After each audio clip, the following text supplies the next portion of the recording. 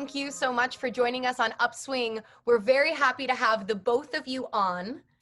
And before we dive into stage combat, can you give us a little summary of how you got to where you are today? Well, obviously, as the father of this team, I started many moons ago, and I was an actor at the University of Wisconsin in Superior, which is way up north, next to Duluth, Minnesota, where I grew up. And then I got my BFA there, went to Rutgers University, and got my MFA and studied with the great William Esper, arguably one of the best acting teachers in the country. From there, I started acting, and I was also doing fight directing. I had started at University of Wisconsin Superior with, at that time, one of the few Americans to have ever written a book on stage combat. His name was Albert Katz, and I begged him to be his assistant, even though I was 18 years old and a freshman, and we weren't allowed to take stage combat until senior year. But I was very persuasive, and he was like, okay, you're on.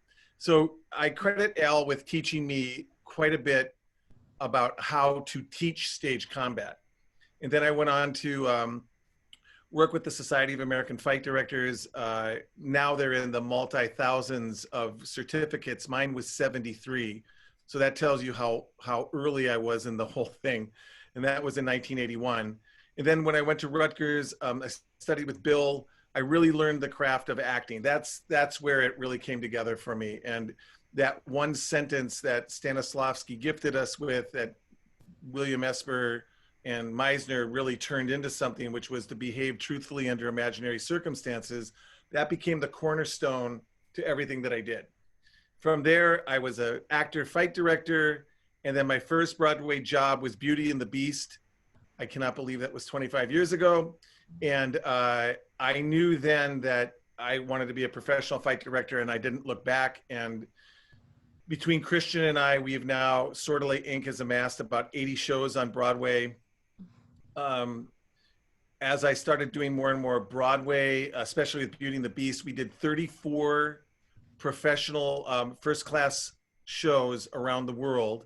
And then that led to Lion King, which was, even a bigger success in a lot of ways, and creating a relationship with the Disney company that led to Aida and Little Mermaid, Tarzan. And again, we went all over the world with these shows. And from there, I did the halftime show for Super Bowl 29, which I'm the only fight director to ever do that. And I started teaching at Yale 22 years ago, at Yale School of Drama, and at a host of other universities along the way. Currently, I teach at Montclair State and Kane University as well, and the great William Esper Studio, which is where we met Isabella. And so Christian and I started working together. Dig this, and I don't want to rain on your parade here, Christian, in terms of letting you tell the story, but we worked 12 years at Guiding Light. So I started working at Guiding Light in 1998. And then Christian, in his first year of undergraduate school at the School of Visual Arts, started coming and working with me at Guiding Light, and then became a stunt coordinator at Guiding Light as well. So I was like what they considered a chief stunt coordinator, and then Christian was part of the stunt coordinating team.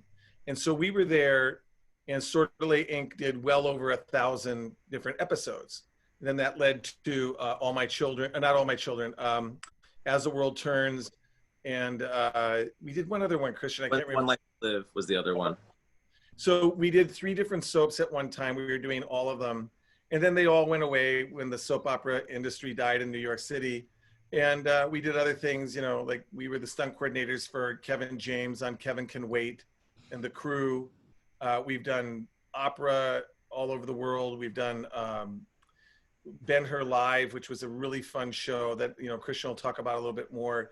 But that's how we sort of developed Sordelet INC, is that Christian and I were working together so much that we developed our own stage combat company. So that's how I got to here. It all started for me when I was actually 15 years old, and my dad asked me if I wanted to do some stunt kid work on Guiding Light. So they needed someone to do like some sword fighting. It was something on the show where they were doing like a Romeo and Juliet high school play. Like one of the kids on the show was doing that. So they needed someone to sword fight. And at the time I was studying fencing. I was on my high school fencing team. So I ended up kind of going into that, and it was like, you know, it was a fun experience. And I also was interested in that time. You know, I wanted to be a television writer, director, producer. I just knew I wanted to be in that world. So it was a great kind of first day on set, so to speak. And so I was definitely kind of hooked at that point. So it was something that like I knew that I could be good at doing. I had grown up going to work with my dad a lot, and seeing, you know, as his career was taking off, like just what the job description was. I mean, it's a fun job. It's a fun way to pay the bills, certainly. It was also interesting, you know, I mean, like we would walk around, you know, like Times Square when I was a kid, and just like everybody, I mean, like you couldn't go half a block, somebody would stop and be like, "Oh my God, Rick Sordelet, we worked together on such and such." And I'm like, dude, you're like famous here. Like, what's going on? And it's just because there's so many, it's the theater world is just such a hub there. And God, growing up, how many Broadway shows were you working on at one time? There was just like almost every show on Broadway you were working on. I remember you like following you around one day where you were just like from theater to theater to theater. Yeah, I had 1 year where I did every single show off Broadway on Theater Row. And then I had 8 shows on Broadway that I was working on, you know, either that were just starting, were in tech, were in previews, or had already just opened. So that was kind of a fun couple of years. I have a question. I'm sorry to interrupt. Because I've studied with both of you, that's a lot of choreography. How did you sometimes recycle some of those? No, you were just amazing and just came up with. Remember, we have Meisner training. And so with Meisner training, you're not going to need to repeat anything because you're constantly going back to behaving truthfully under imaginary circumstances. So no two circumstances will ever be the same. Therefore, the choreography will be different because the actors are different, the director's concept is different, the set is different, the costumes are different. So everything pushes against your creativity to create something new and authentic. I studied, you know, cinematography and screenwriting at School of Visual Arts when I graduated high school in 2006. You know, and the fencing thing was big for me. Like I was a district champion and, you know, nationally ranked and went to the Junior Olympics and all that stuff. So it was like, you know, it was something that I felt like I was good at, but I didn't want to continue in college because I just really wanted to pursue art. So I basically ended up, you know, getting my BFA in cinematography. And while I was doing that, started working with my dad doing stunt coordination on Guiding Light, and also teaching with him at New School. He had just gotten that offer for New School of Drama's master's program. But it was great training for me because when I was then in film school, you know, it was a lot easier for me to help like direct actors and talk to people who are, you know, much older and much more experienced than you, but you have to kind of be the boss in that way. I learned pretty early on, I was like, well, okay, you have more information than they do in this thing. So it's not worth really getting intimidated by just because someone's older and more experienced than you. And so with New School, I also, all the student directed plays and all of like their festivals and things, they also would need a fight director for. So that was also like a great sort of experimental hub for me to kind of, you know, play around with the things that I was learning with my dad. You know, just get creative with some of my own ideas. And then I remember, do you remember the name of the play? That it was like Ian McShane and Michael McKeenan and Ronza. It was The Homecoming, right? And it was by Harold Pinter, and it was directed by Daniel Sullivan. That's right. It was during the IATSE strike, and so we were in the middle of rehearsal, and so we had 2 extra weeks of rehearsal. But go ahead, Christian.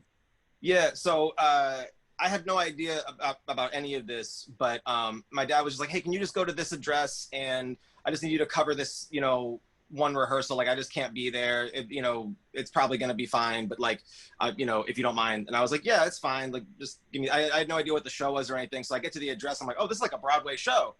And there, you know, 2 actors that like, I really admired, Ian McShane from Deadwood, if you guys know that show, that was like a big one at the time that I was a big fan of. He's also like a really talented Shakespearean actor and has a whole other career to his you know, but that was what I knew him from, was Deadwood, and I thought he was really good on that. And Also John Wick. yes, John Wick. Oh. And Michael McKean, I mean, God, that guy's got like a crazy career, but the thing that I was like a really big fan of his was like the Christopher Guest movies and Spinal Tap. So just like, that was the kind of a big surprise to me walking in the door. First time I was working with like, you know, celebrities who I really had grown up watching and like really respected. And it was just like, I didn't even have time to like really think about it. It was just kind of like getting thrown in the deep end. But it went really well. Like it went great. And you know, I was really buzzing about it. And it was, you know, I think for me that kind of jolt of like, okay, this is what you're going to be doing now. Especially in film school when everyone's really kind of trying to figure out what they're going to be doing and who's going to be the one that makes it or whatever. And I'm kind of like, man, I feel like I'm already making it. Like I'm already doing it. So that was the, you know, an interesting kind of world to straddle in that time. Getting my BFA was, you know, entering the Broadway fight directing world. And shortly after I graduated in 2010, 2014, was when I started doing a few Broadway shows of my own. First we did Picnic with Sebastian Stans. And at first we were gonna do that one together, and then I ended up just doing it by myself. And then that one led to Breakfast at Tiffany's with Amelia Clark. And then right after that one was the one that really kind of was like, okay, wheels up. And that was working with Patrick Stewart and Ian McKellen on No Man's Land and Waiting for Godot. Like every other night or every 2 nights, they would switch the show, switch the set. That was a really great experience. That was very cool. Getting to work with those guys and just see, you know, like how high the bar can go in terms of professionalism and just like talent and respect. And so it just really, like, that made a really big impact for me in my career in terms of like what that looks like, working with what I would consider just like the best in their field. And since then, it's been just more of the same, really. I mean, we ended up working with Denzel Washington. We ended up working with Emma Thompson, Bruce Willis, you know, you name it, you know, Scarlett Johansson, like anybody who would end up passing through the Broadway sphere or that we would end up working with in, you know, film or television in some way. It was just became a really interesting thing of seeing, okay, like what is the common denominator of these people who are these A-listers, and what kind of work are they putting in, and what kind of, you know, what are they doing that everybody else is maybe missing? And sometimes, you know, it's the same as what a lot of these people who we work with who aren't quite as famous or don't quite make it to that level, but are still equally, if not more so, talented on some degree. This might be a noob question, but do you ever get starstruck, or did you at any point in your career, or are you just so focused on representing that moment? The only time I really got starstruck, I was at Williamstown Theater Festival working with Andrea Martin, who I grew up with watching on Second City TV.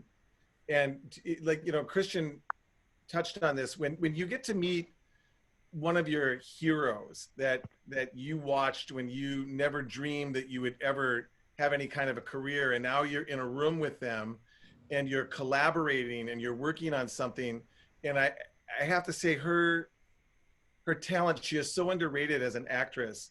You know, we all know her as a comedian, but she's an amazing actress, and I was thunderstruck by how good she is. And most of the time I try very hard to stay focused on the work, stay focused on our role in the work, which is to serve the director's vision. But, you know, and Bruce Willis was another one. I mean, you're working with this unbelievable action star who is on Broadway, and he's looking to you to say, okay, how does this work? You know, same thing with Quentin Tarantino when we did Wait Until Dark on Broadway. And I will always love Quentin Tarantino for sitting at the table and we're going around the room.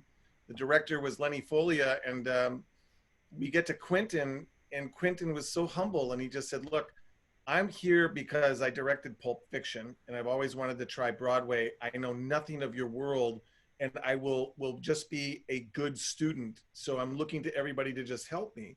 And everybody just fell in love with him at that moment because he was arguably one of the best directors out of Hollywood, and he put himself in a position where he really was the student. For those of us who are completely new to this space, could you guys walk us through maybe the term stage combat, what it means, and some of the history of the craft?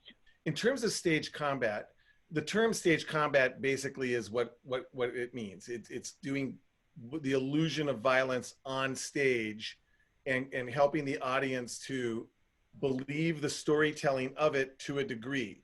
And so one of the tricks to what we do on stage is to create the illusion so that the audience believes it enough. If it's too realistic and the audience believes that someone's truly getting hurt or that somebody is really bleeding or there's really a gunshot, then we didn't do our job well.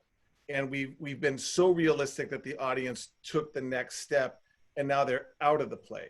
So on stage, Christian and I work very, very hard to try and keep it so that the audience stays in the story and that the fight work is an extension of the acting. So it's like a song. When you get so emotional on stage in a musical that you can't express it in just words, you start to sing or you dance. Same is true with a fight. We get to a place where we suddenly have no more words, and so now we start swinging. And so what we have to do is figure out how to create those fights so that they're very authentic, very realistic to the audience to a degree, and are sustainable so they can be done 8 shows a week safely. One thing about, with Christian having gone through School of Visual Arts and having a BFA in cinematography, that was a real huge leap for Sordelet INC. And even though we'd been doing a lot of television, when Christian first started working with Guiding Light, he and some of the directors got onto a whole different vibe. And it was really fun because they were able to talk about camera in a way that I wasn't able to talk about it, which was really fun to see Christian then bring to the table a lot of really cool ideas based on what he was learning and what his interests were. And that really helped to cement a lot of what our popularity with the television directors was about. And it was one of the things that got us involved in the other 2 soaps, daytime TV shows that were being done in New York. We had a reputation with those shows that, we listened to the actors and we enhanced what the director wanted, and we knew how to work with the camera people so that there was never this, it was always this constantly. And the camera people loved working with us because, believe it or not, anybody who's going to go on set, you're really wise to really pay attention to a camera person who might give you a little tip. And a lot of times, like when we're staging a fight, they'll say things like, look, we can't move our camera, but if you move you just a little bit this way or a little bit this way, it improves the punch. And when you have somebody who's been doing this for 30 years and they've been looking through that viewfinder, you listen. Are there any notable moments in the history of stage combat that you would like to share with us? In terms of the history, stage combat is actually, it's not that old in comparison to like a show director. Once upon a time, before modernistic acting came to America, what you had were producers. And so someone like the Booth brothers or, Sarah Bernhardt or somebody who was like a very famous actor would also serve as the producer. And then they would gather a company around them. And then that company was sort of under the auspices of this actor / producer who would also direct, but not direct like we know it today. They would make suggestions, or they would say, well, I'm going to stand here, or I'm going to do this, or I'm going to do that. And then the older actors, they would follow suit, and everybody kind of directed themselves. And it wasn't until later that the idea of having a single director with one focus and vision, that kind of came with people like Eleonora Duse, who were influenced by Moscow Art Theater and Stanislavski. And the idea that you would have a single person who was going to interpret the story became more popular because that relieved the actors from having to do it themselves. Now, during that time, we call it vaudevillian sword fighting or vaudevillian fighting. The actors, based on what they did in Commedia dell'arte, which was, you know, a very old form of stock characters that used to go around from city to city or town to town, and they would have these stock characters. Like Columbina was always the pretty maid, Capitan was like the blustering big shot soldier, and Harlequino was the kind of mischievous servant that many times would work with Columbina, and they would be the ones that would make everything happen and save the day. Shakespeare used a lot of commedia-like characters in his storytelling. And so that kind of translated into American theater. And so these actors would learn stock fighting. So they'd have a fight, head, knee, shoulder, shoulder, head, knee, shoulder, shoulder. And everybody would learn that fight. And that would be called the Tybalt-Romeo fight. Then they'd learn the Mercutio-Romeo fight, or excuse me, the Mercutio-Tybalt fight. And it was a stock fight, really simple. And Christian, as a young man, would learn it. And Rick, as an older man, would know it. And so Christian might show up in Philadelphia the night before the show, and we'd run through it, and we'd get to the stock fight, and he'd go head, knee, shoulder, shoulder, head, knee, shoulder, shoulder. I'm like, great, you know it, we're good. But then back when the movies first started and Douglas Fairbanks sort of put the stamp on sword fighting, what happened is, you know, Douglas Fairbanks is a very athletic actor. He had a proficiency with sword fighting and fighting. And there were other people around him that kind of said, well, let's put the fight together this way and let's do it this way. And before you know it, the Hollywood stunt choreographer was born. In England and other places, they were building fights, and one person, you know, was a little more proficient, and usually some guy who'd been like a former soldier or something. And so they'd like put together the fight, and before you know it, a fight arranger was created.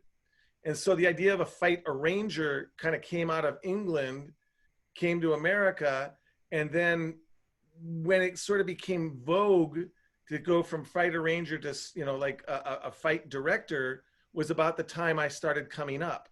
And so there was like, one of my mentors was Patty Crane, who had been Errol Flynn's stunt double and then stunt choreographer. And Patty, when I first met him, I was like 20 years old and he was in his late 60s. And he was talking about the golden age of Hollywood and what that was like, and what it was like to be with guys like Errol Flynn and John Gielgud and Laurence Olivier and all those people. And he was flying back and forth from Hollywood to London and doing all this stuff to create what eventually became the fight director as we know it. Bob Anderson, who staged the fights in Star Wars and The Princess Bride, he was a contemporary of Patty's. You know, there was a bunch of these guys, Eric Faulkner, Harry Marshall. They're all these old school dudes who had all been in the army, learned saber fencing, and then went into movies and film. Film and stage. Then guys like me started coming up, and we started kind of expanding the niche. And then, you know, like guys like me, Rick Sordelet, started really pushing it. And then other people started coming up. And then, you know, now you've got this next generation with Christian, which is really exciting because he's even more advanced than I ever was. I wish I was 1/4 as good at his age as he is. Like, he's amazing. And so, you know, we're just seeing this evolution continue. And now with intimacy consulting, you know, Christian and I were doing intimacy work on Guiding Light long before that term was ever invented. That's not to take anything away from the people who developed what we now know as intimacy direction. You know, that was a wonderful thing. We support them 110%. That kind of came out of the Not in Our House movement out of Chicago, where there was an abusive artistic director right about the time that the Me Too movement and the Time's Up movement started. And this wonderful sort of perfect storm happened where the intimacy director stepped out onto center stage. And we've been so fortunate in our business to have that. But that's something that we do as well, because we've been doing it and we understand how it works, and we understand how it works in today's climate. So that I don't know really if it answers your question in terms of how things, you know, are there particular things, but I just thought I'd give you the whole arc in terms of the quick history of how fight directors came to be. As a younger man, what are you seeing in terms of fight directing and stunt coordination? Well,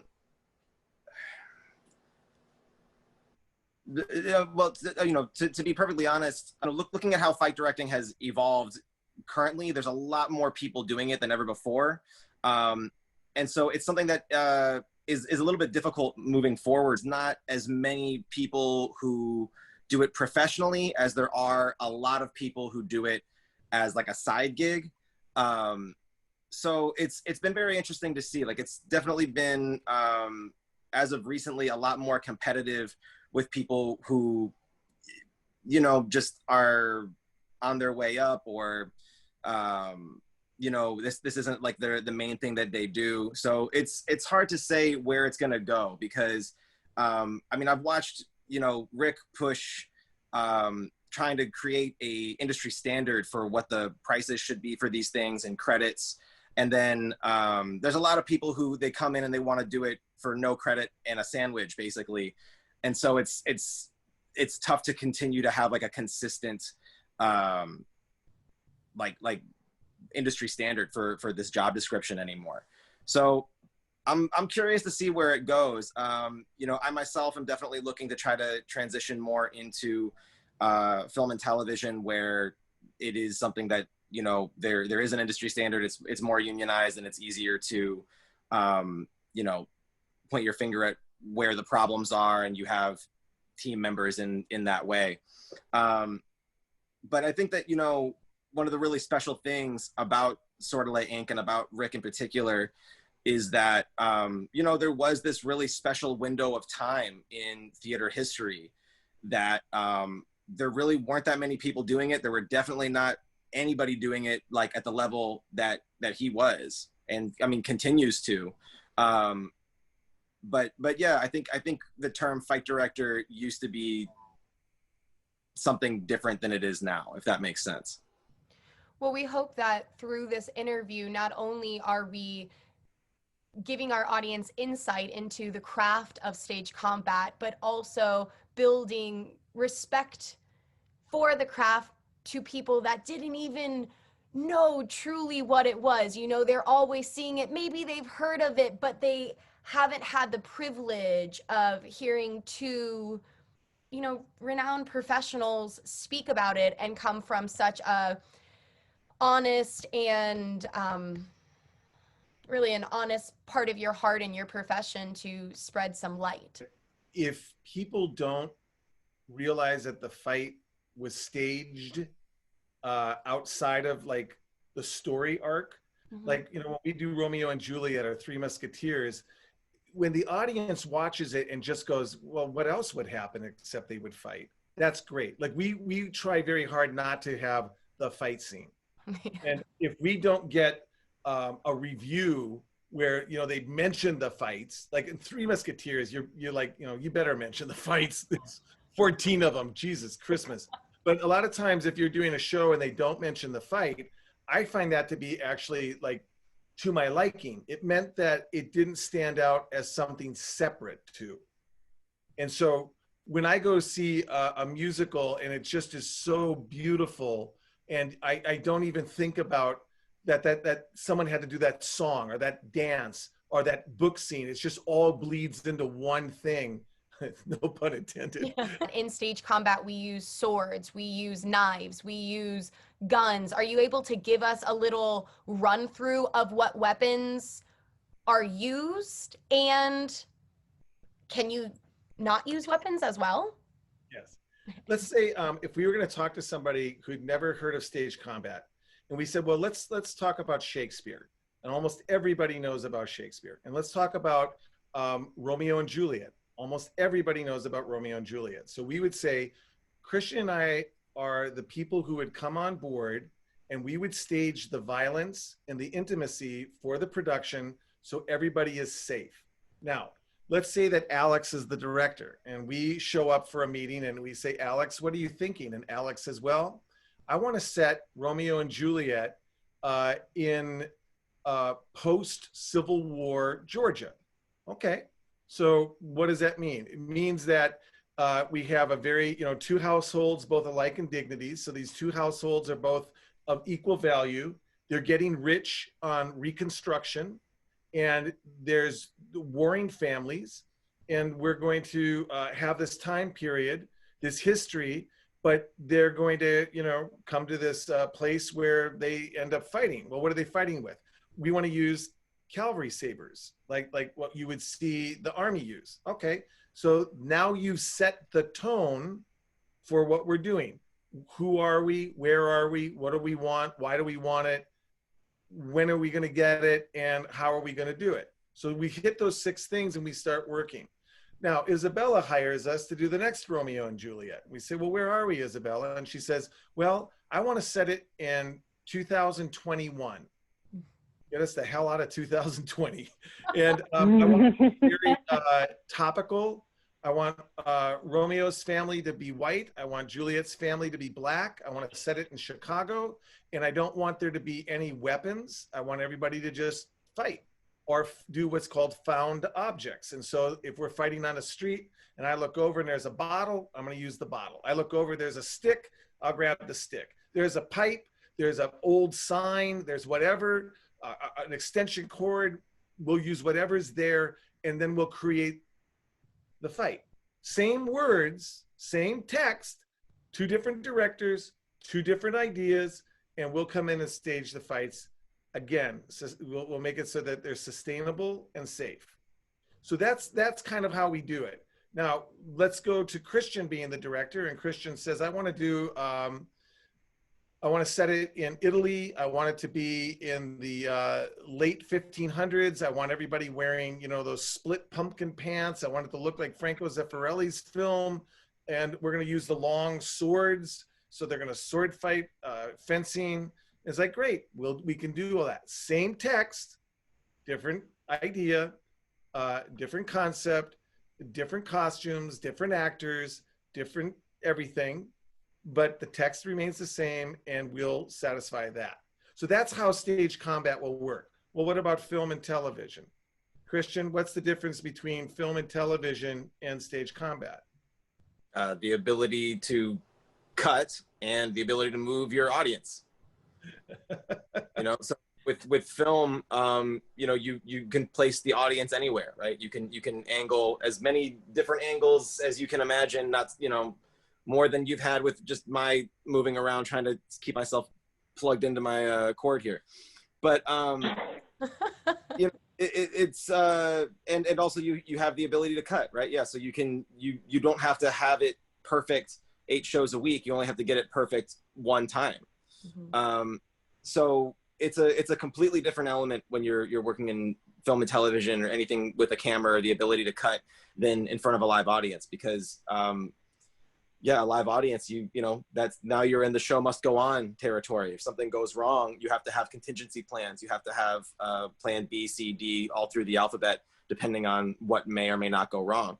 Obviously, you're supposed to have that type of thing, for film, but that's a little bit different, because with film, it's like, okay, what if somebody gets hurt? We call cut, and, we get a medic in and we make sure everyone's okay before we move forward. But if someone gets hurt on stage, you still have to, it's not uncommon at all for some poor actor to get whacked on the head with a sword and have to finish their monologue that they have to say after the fight, and then get off stage and check if they have a concussion, So that's, when they talk about tough theater actors, they're not kidding. Like, that's definitely a real thing. I mean, I can say for sure, I don't know how comfortable he would be with me mentioning this, but our my brother, his son, Colin, experienced, multiple, injuries on stage through his time on Broadway, one of which included, just opening a bottle, and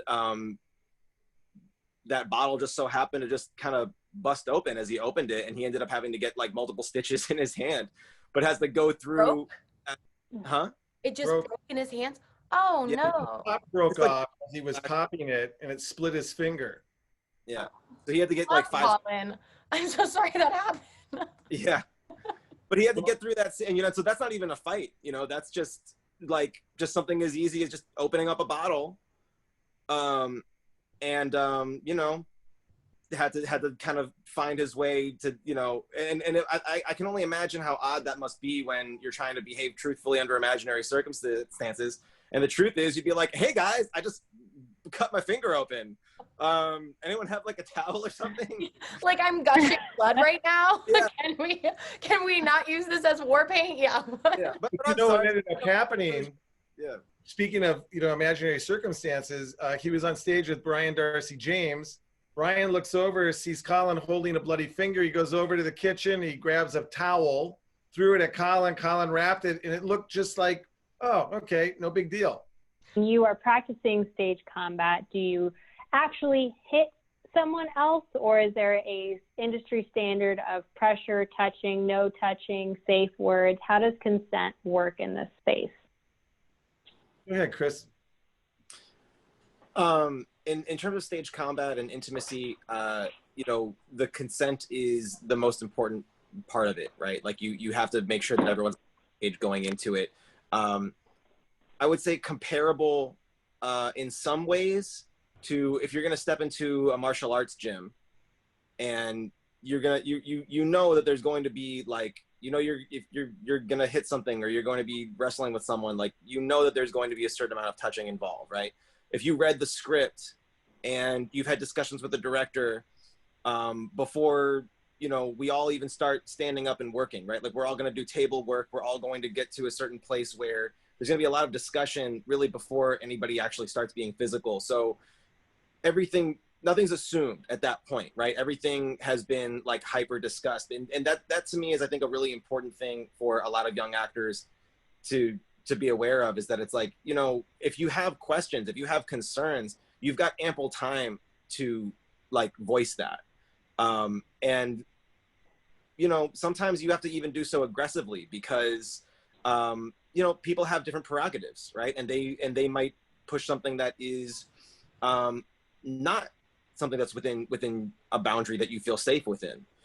And so sometimes that's a discussion that it's, you know, it actually is good for that boundary to be pushed. Sometimes it's something where people need help. You know, it's like, you know, we have to do a fake punch or something like that. And you're not really going to obviously be punched in the face. We're going to have this fist, you know, miles away from your actual face. But you know, a lot of people have an appropriate reaction when a fist is coming at them, which is to be like, you know? And so you have to maybe like help them get to a point where that's not their initial reaction, and they can actually act it the way that is going to best serve the audience. These types of things happen. They have to be voiced, and you know, that's part of why the people who end up being attracted to the arts are, you know, a lot of times, you know, more sensitive types of people, because you have to deal with a lot of different types of boundaries that may come into the workplace. May I interject too, as experience working with you both? I know that for me, when it came to my sacrum bone and we were doing butt kicks, or we would be like throwing to the floor, after voicing my personal boundaries for everybody listening, knowing that there's not one way to kick. There's not one way to fall to the floor. That when you vocalize your boundaries, or whether you have PTSD or any type of trauma, knowing that there's options. And with the right instructors, you know that you're going to have a vast amount of knowledge, and then you're going to be able to pull from those different areas. Another area that really requires consent, and this is something that has become more towards the forefront with the exceptional work of the intimacy directors that have been coming out in force, is when we get to any kind of sexual intimacy on stage. Now, a lot of times people think that sexual intimacy is, you know, like, you know, where your mind first goes to it. But sexual intimacy can be nothing more than just the way you touch somebody's face, or it could be the way you touch their hair, or it could be the way that you even look at them in a suggestive manner that promotes in the other person a feeling of uncomfortability. And so as Christian mentioned, when we say the words table work, what that means is the actors all come together at the table from day one, and they talk about the script before they get up on their feet and actually start blocking it. And so during that time, we discuss all those things. Now the director, let's say Romeo and Juliet, and he says, or she says, let's hop up, they say, that during the dance, when Romeo first sees Juliet, and he's just like, wow, who is she? And by the time they get to a place where they can, they touch hands, they call it the Holy Palmer's kiss, and then they finally kiss. Well, that's something that Christian and I would stage, but we would have to make sure that we go through it. You know, as Christian pointed out, you know, everybody read the script, everybody understands this is what's required, but consent is fluid, which means that on the day, I might not feel like I'm comfortable kissing. And so in which case we do what are called check-ins. So when Christian was talking about his students coming together, they're doing a check-in and they're saying, well, you know, some days you wake up and you're just like, I don't want anyone touching me. Or there's people who do have like phobias. I don't want my neck touched, or I have an injury from football when I played 20 years ago, and I you know, have to be very protective of my lower spine. You're like, okay, as long as we state it.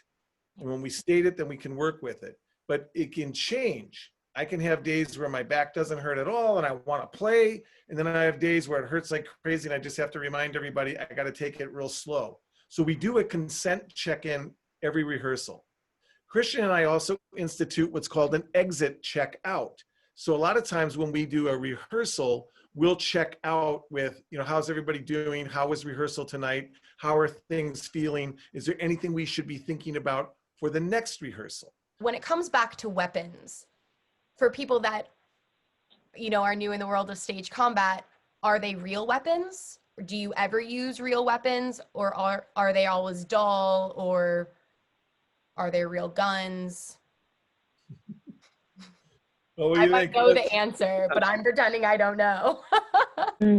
Yeah, it would be really unwise to use a sharp blade of any kind on stage. But you know, that is a not like insane question, obviously, right? Because people have used real guns on stage and shot people. People have, you know, like there are rules and regulations as a result of a great deal of mistakes. I mean, there's a warning label on every chainsaw that says "Do not stop with thighs or genitals," because somebody tried. I've never read that, but now I'm gonna look out for it. Every chainsaw. No, that was an excellent example to use. Yeah. So that's a, you know, the unfortunate reality of just Darwinism.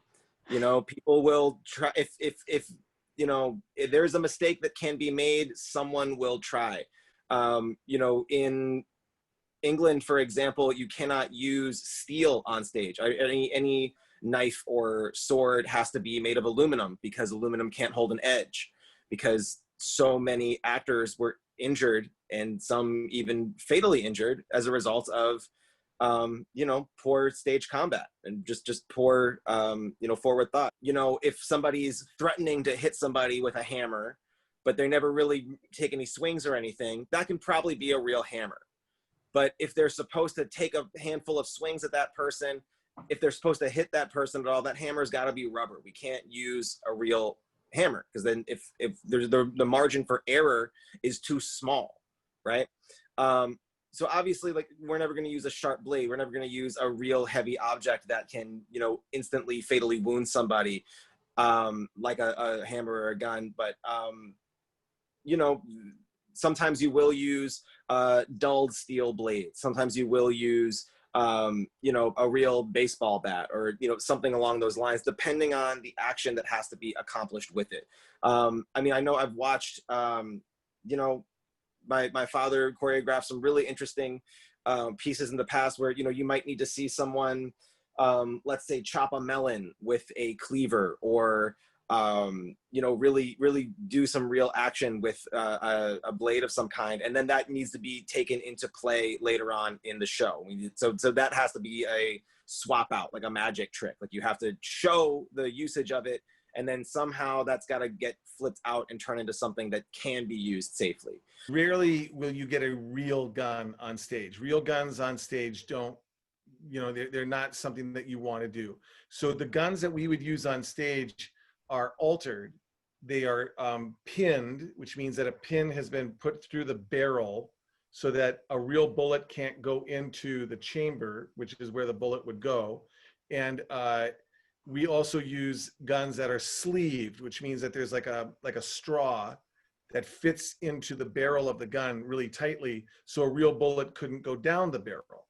So we'll use those kinds of guns on stage. We also use replicas, which are designed to not fire real ammo, but they'll fire a blank.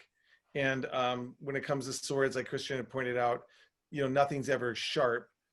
We like aluminum a lot too, because they're lighter and they can't hold an edge. And, you know, there's so many really great fight directors in England, in London in particular, you know, that we have the same problem here in America. There's plenty of people who just didn't get it and they would hurt themselves. Case in point, West Side Story, a stage manager heard that you needed a blocked barrel for the gun. So she brought in her dad's retired service weapon from the police. She put a pencil into the barrel. No. A piece of tape over the barrel. And then when they fired the blank, the pencil came flying out the barrel and hit the actor. And it wasn't fatal, but the concept was there, the experience wasn't. I need a blocked barrel, I'll block it with a pencil. Wasn't sure that, oh yes, the explosion from the blank will create a bullet out of the pencil. So things like that. Another great story is they were doing Dracula in Texas. They wanted to use a really sharp knife. Christian talked about establishing, so they wanted the audience to believe it was really sharp. So they showed him doing something so it was sharp, but they left it sharp. So they put Dracula in his coffin with a Kevlar vest. Yeah. The guy was supposed to open the coffin and stab Dracula, but one night the Kevlar vest was here and he missed the Kevlar vest and stabbed Dracula in the heart, and it was fatal and it was over. Oh, so gosh. Christian says that, you know, this is not where I was expecting that story to go. Yeah, well, there was no fight director obviously on it. There was a group of people who thought that they knew what they were doing. They took safety precautions, but they didn't realize that, you know, when you do a show 8 shows a week, you're fighting against the numbers, and you're almost always going to have some odds that mean that one night it's just not going to go the way you want it to go. And one of the things that Christian and I do very well is try and figure out the myriad of different reasons that it's not going to go well and figure out a way to circumnavigate that. But even with all of our experience, there's going to be nights where we never thought that this would happen. We never thought that this thing would break, or that thing wouldn't turn, or that this person would, you know, come down the stairs funny and fracture her foot. You know, you just go, okay, sometimes it happens. So when we're talking about these weapons and kind of their unique principles, could you walk us through some different techniques and a few different kinds of weapons that you might use on a regular basis and their respective purposes? Just to add on to what you were saying a little bit, there's a Zen philosophy that just because we know every time you drop a pebble, it will fall, we should not assume that it will. So, you know, Murphy's Law is a real thing, and you've got to prep for all of the contingency plans that could go wrong. But of course, there's going to be some things that nobody could ever predict, like just turning your body and tearing your Achilles tendon, just taking a funny step. These things happen. Sometimes for film and television, you might have one particular knife, let's say, you might have 10 different props for that knife. You might have one that is actually sharp, that's what you could call your close-up knife, that does nothing but be in close-ups. You might have, you know, a completely rubberized version that you're using in the action of the fight. It's moving too fast for you to really be able to tell what it is anyway. And then that way, you know, the action can be more intense. The performers can feel safer. You can do things like a stab without really having to over choreograph it or overthink it. And you might have everything from those two in between. You could find a bunch of this stuff on YouTube, I'm sure, of the type of Hollywood props and the people who create them. How amazing that you can make something look, and it can be completely lightweight and have a completely different material. It could be styrofoam or something like that, but really look like a sharp knife or a heavy pipe or something of that nature. Christian, you mentioned YouTube. So I wanted to run with that. Do you suggest people learning stage combat on YouTube, any books, or they come in and take some in-person classes? It's got to be in person. The idea of it'd be the same as trying to learn a martial art, like just from YouTube or a book or something like that. Like you might be able to get some practical information, but there's only so far that can take you. Like there's a lot of theory in all kinds of practices that are great to understand, but you're never fully going to understand until you start doing it physically yourself. Like it's the same thing with like woodworking. Like you could watch a million YouTube videos on how to build a birdhouse, but you don't really know how to do it until you just start building one. Do it. Yes. Yeah. Bruce always says, my teacher always says, you can dream about Irish accents, you can eat Irish food, but if you don't go out and you don't start practicing an Irish accent, you're not going to wake up with one. So yeah. I always think of that as I'm laying in bed trying to manifest my accents. But can people who are non-actors, are they able to take class with either one of you? And if so, how would they access that? All that said, now we're in the age of COVID-19 and teaching classes in isolation on these kinds of platforms. So we had to scramble, all teachers did, and everybody was coming up with different ways of doing it. Watching what Christian did, I found that his teaching method on camera was probably the best of anybody's that I'd seen, including my own. I was really impressed with how he was teaching his students using a Zoom platform or a camera platform. Now we've got this year coming up. Majority of our colleagues are not meeting. They're going to be doing this. And so even though you're doing it on a camera, you're still doing it live, and you're still doing it in such a way that you're reacting to it in real time. So, going to a YouTube and trying to watch it, I agree with Christian 100%. It's just, it's like if you're going to be a cardiologist, I want to make sure that you've actually opened a chest and taken a look at a heart, and not just looked at a bunch of videos. So you really want to have that experience. This is the next best thing. What we're doing right now is the next best thing. Now you have people watching tonight that are watching stage combat. What the hell's that? And what? And they go, well, I'd be interested in that. So, as much as we're saying, don't go to YouTube to look at stage combat classes, you can go to YouTube and you can look both of our names up, and you'll see interviews, and you'll see things that we've done, and you'll see our colleagues and the wonderful work that they're doing. And you get a greater idea of what stage combat is. We don't necessarily teach privately, like we teach at William Esper Studio, we teach at these different institutions and universities. But what we've been doing is, if somebody's really interested, I'll just invite them into the class. It's my class. If someone was so inclined, they can reach us at, shameless plug, www.sordeletinc.com. And if they're so inclined, we'd probably be able to work something out. Thank you. This has been so informative. I know for people like me who are completely new to this space, I learned a ton tonight. So thank you so much, both of you for your time. We really appreciate it. If you could share kind of 5 key takeaways, 5 steps for someone who was looking to get into stage combat from a completely green space, what would those 5 steps be? The number one thing is, it's a craft. So if you're really going to go into stage combat, you better learn how to act first and understand how directing works.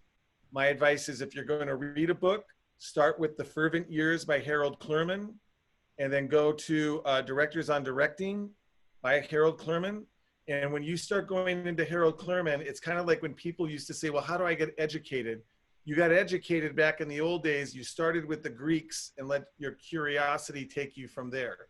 Same thing is true with the new theater. Start with the new theater, start with Stella Adler, start with Bobby Lewis, start with Lee Strasberg, William Esper, Sanford Meisner, and then your curiosity will blossom and you'll start going into the craft.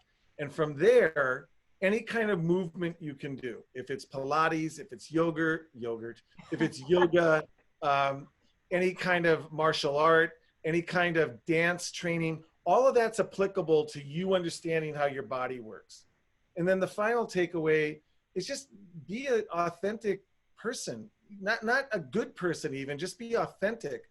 You don't have to be like everybody's friend, just be true to yourself and come into any of these situations as a good collaborator. I'm in full agreement for pretty much everything that you said. You know, you definitely are going to need to have some sort of a physical base that you should, you know, you're not going to necessarily be able to study stage combat from a young age, but you can study martial arts from a really young age, or dance or rock climbing, you know, anything. And I would encourage, you know, someone that is interested in doing this to find something that is, you know, the skill set is physical, but it's also going to have to be problem solving. It's creative, physical problem solving. You have to understand what it is like working with actors. You have to be able to speak their language. You have to be able to know what they're accustomed to. So you have to have some sort of acting or directing training. Absolutely. Especially these days, as I was saying earlier, it's incredibly competitive. There are more people calling themselves fight directors now than than last year, the year before, ever. So you've got to be able to find your edge, and you have to be able to find like what is your specific skill set that you bring to the table. Christian and Rick, thank you so very much for sharing such insight, whether people are seasoned and they're non-actors learning about stage combat. I feel like you've dove into so much great history, information, and insight. I feel honored to have the privilege of working with you both, and each and every time I have the opportunity of speaking with you, I just continue to learn. So thank you very much for joining us on Upswing. I got to tell you this, big fan of Upswing. Alex and Isabella, you two are really terrific. It was so much fun to be on your show. And I especially love that you're creating a platform for people who have never experienced any of the different topics that you're coming up with. It's like this wonderful opportunity to gaze into this ball and go, oh, wow, this is really fun. If you shake it up, there's a little snow. And if you leave it settle, it's even more fun to look at. So thank you guys for creating Upswing. It's really awesome. Thank you. That means a lot. Thank you. Thank you so much. It's an absolute pleasure. And if you're, you know, again, anyone who's interested, you can follow us at Sordelet Inc. on Instagram, or find us at sordeletinc.com, and we're easy to get in touch with. Bye. Thank